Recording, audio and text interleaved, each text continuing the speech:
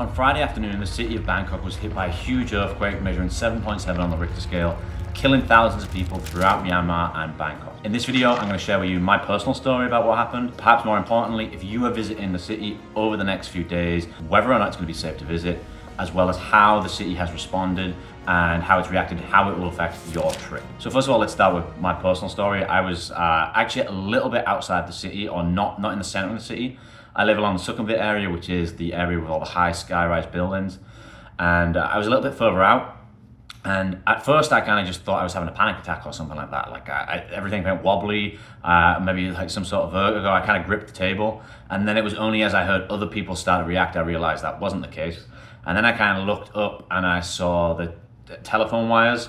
And Bangkok is obviously a city famous for its telephone wires everywhere. And they were kind of doing like a skipping rope, like between them, and that's when I knew something bad was happening. It was the point we realized the earthquake was happening, and then it suddenly kind of ramped up a little bit, and you kind of saw panic kind of set in for a few seconds.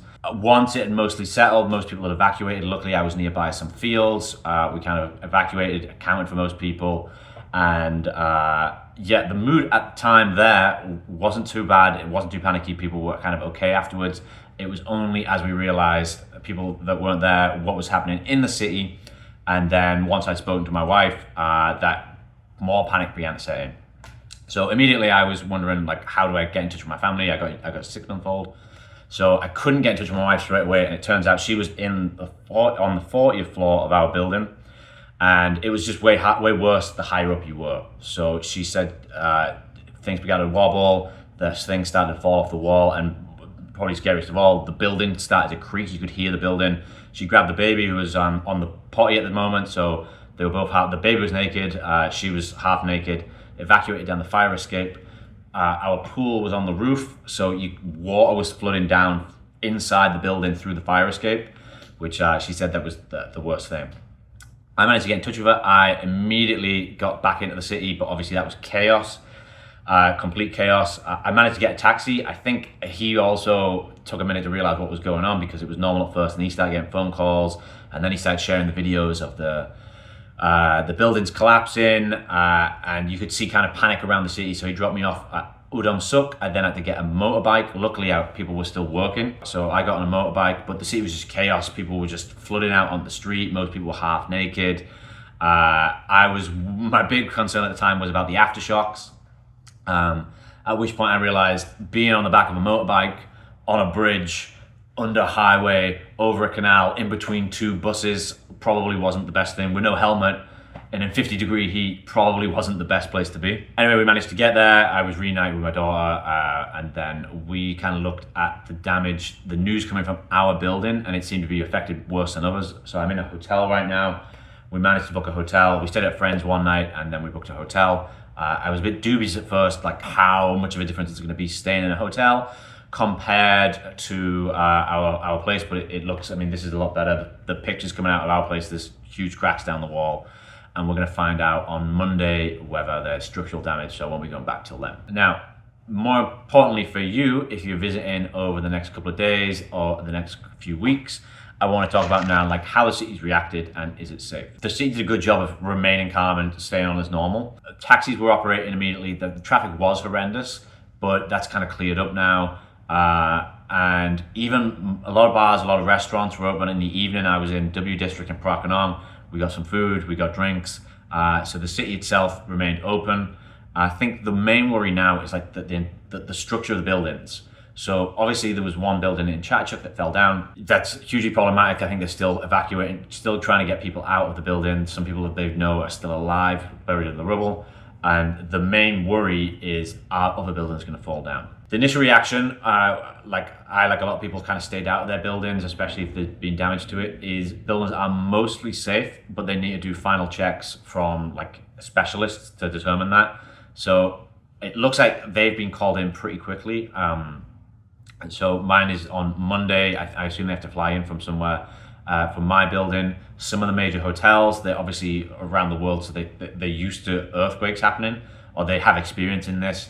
Some of them have cleared up already, at least the major hotel chains. They won't be able to do that. I know there's been 6,000 requests from the government to inspect some of these buildings, so that's not going to clear up immediately afterwards. If you're flying in, especially in the next couple of days, I think the first thing you should do is reach out to the hotels and see themselves what kind of level of check there is and what kind of safety there is. Some of them have done preliminary checks and it's fine. Like I'm in a hotel in Ceylon right now, and it looks fine. Everything was business as usual, and I've been looking around the walls, there's no major cracks or anything like that. So some of these buildings are just better built than others. I think the government itself has released a note saying that like most damage isn't major, so things can go on as usual. But you also probably want to check out the pools, because obviously the pools will have drained and there'll be inspections on that. People will be hesitant to refill these up before they can guarantee that there won't be any more aftershocks. Maybe if your pool isn't running, you might want to change to a different hotel. Just the other facilities that are in the building, especially the elevators, the lifts. I know in my building, the lifts still aren't running. There's one service lift that is working, but I live in a building full of thousands of people, so that's one of the main reasons I'm not going back, is I don't want to have to get stuck and have to walk up 40 flights of stairs. If you're staying in a skyscraper building, I would check that the lifts are working there. What else? I made a few notes. It looks like the aftershocks were not as big over the last couple of days. Like I thought I felt stuff, but then I've looked around at other people reacting to it. Like maybe it's in my head. Obviously, we've all got minor trauma from the earthquake happening. So it looks like that is mostly done with. It's almost 48 hours since the event right now. So as far as I understand it, aftershocks can go on for weeks, but in the worst in the 48 hours afterwards. So that's mostly done with. Chatuchak Market is the famous weekend market, but that is right by where the building collapsed. As I believe for the foreseeable future, at least the next few weeks, that's probably going to be closed because they're making way. There's a lot of rubble to clear, especially right now. There's still people trapped underneath it. Apart from that, the city is mostly back to normal. I've been walking around the streets. Everything mostly seems open. There's some places, like we went to a coffee shop yesterday, and that seemed to be closed. I don't know if that's due to the earthquake or not. I assume so. Since it was the weekend, it should probably be open. The vast majority of bars, restaurants, things to do are still open. So it's not going to affect your trip too much in that sense. Flights are also unaffected.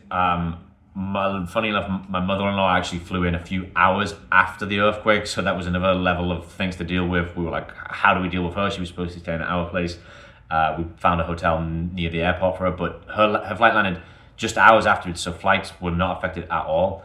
I've seen a lot of crazy rumors and stuff on like Facebook or on the internet, and some saying that the airport shut for days. That's just not true. She landed just a few hours after the event, so flights should be unaffected too. If you've got any tours or anything booked, reach out to the tour operators. I think they're probably running. But yeah, it looks like most things are back to normal. It's up to you if you want to risk it. I mean, people are saying it's mostly safe, but I would say if you've got a trip coming up in the next couple of days, the next couple of weeks, be on top of things. Reach out to these people, make sure it's safe. However, it's looking like most things are good to go.